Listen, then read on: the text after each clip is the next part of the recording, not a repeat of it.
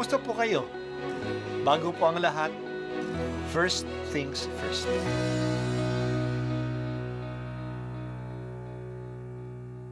Good morning po.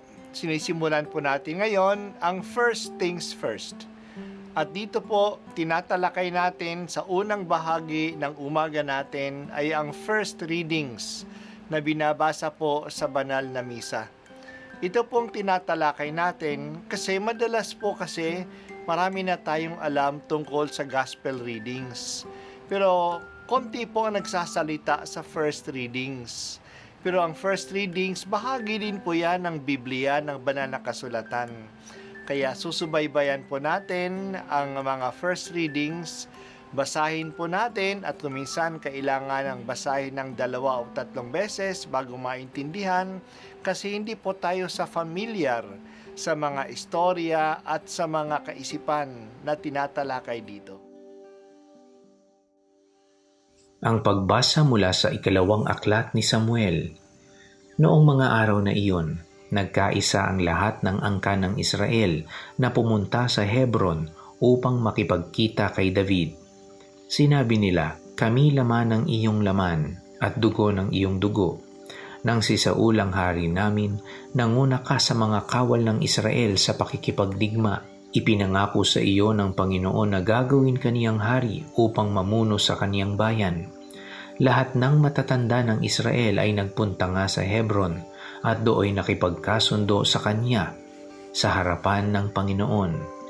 Pinahira nila ng langis si David at kinilalang hari sa Israel.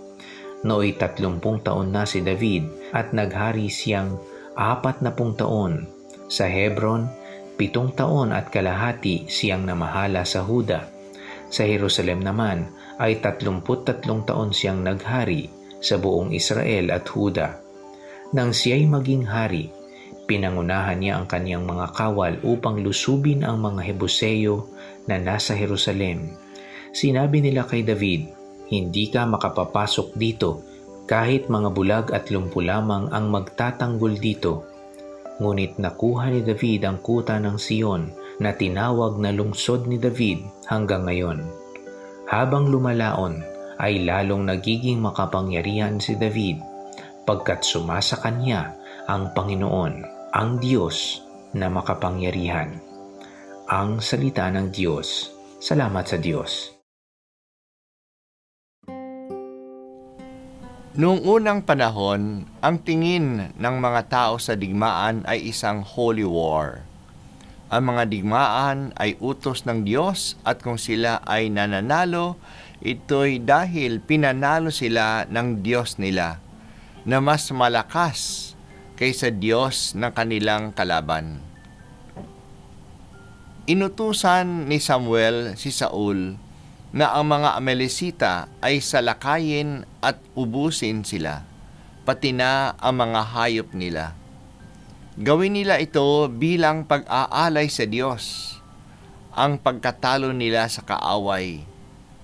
Kaya noong ang mga Israelita ay naglalakbay pa sa disyerto, noong panahon ni Moises, hindi sila pinadaan ng mga Amalekita at sinalakay pa sila.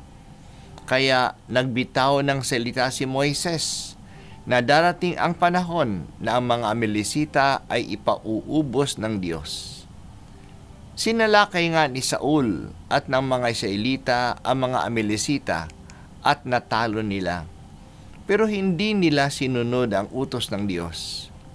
Hindi pinatay ni Saul si Agag, ang hari, at hindi pinatay ang mga matatabang mga tupa at mga baka. Sinugod siya ni Samuel. Kinonfronta ni Samuel si Saul. Bakit hindi niya sinunod ang utos ng Diyos? Nagdahilan pa si Saul. Dadalhin daw nila sa dambana ng Gilgal ang mga hayop at doon isasakripisyo ang mga ito. Nagalit si Samuel. Mas nagugustuhan ba ng Diyos ang handog at hain kaysa pagsunod sa Kanya? Ang pagsunod sa Diyos ay mas mahalaga kaysa anumang handog Obedience to God is more important than any sacrifice. Dahil sa sinuway ni Saul ang utos ng Diyos, aalisin sa kanya ang pagiging hari ng bayan ng Israel. Kawawa naman si Saul. He became a rejected king. Ang kwentong ito ay isang maliwanag na leksyon na mahalaga sa Diyos ang pakikinig sa kanyang salita at ang pagsunod sa kanyang utos. Kahit na hari ay dapat sumunod sa kanya, mas mahalaga pa ang pagsunod kaysa anumang banal na gawain, kahit na ang pag-aalay ng hayop bilang pagsamba. Ang pinakamainam na pagsamba sa Diyos ay ang pagsunod sa Kanya. Ito'y dapat pakinggan ng lahat ng namumuno, sa simbahan man o sa bayan, kasi lahat tayo ay nasa ilalim ng batas ng Diyos. Ang isang problema ng ating bansa ngayon ay ang culture of impunity. May mga leaders na nag-aakala na hindi sila mapananagot dahil sa sila ay presidente, dahil sa sila ay may kilala na makapangyarihang tao, dahil sa sila ay general, o dahil sa sila ay kardinal o obispo. Lahat ay mananagot at pasasagutin ng Diyos. Kaya sikapin sana natin na maging masunurin sa Kanya. Bigyan po ninyo kami, Panginoon, ng kadalisayan ng loob na totoong maglingkod sa iyo ayon sa iyong kagustuhan, hindi ayon sa aming pamamaraan.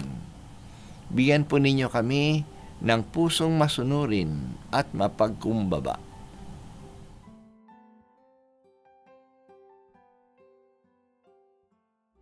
At ako po ay si Bishop Broderick Pabilio dito sa First Things First.